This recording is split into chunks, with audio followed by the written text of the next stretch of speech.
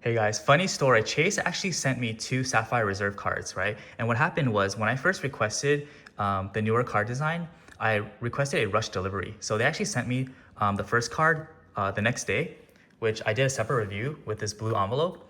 And a couple days later, funny, like they actually sent me another one in this nicer presentation box, which is this card. And I also did a separate review for that. So I thought this kind of funny. Apparently, if you request a rush delivery, they'll send you one first, but somehow in their system, they already logged in that you requested the brand new car design. So they already have like the second one on the manufacturing line. So apparently they can't stop this. And this is kind of common when you ask for a rush delivery.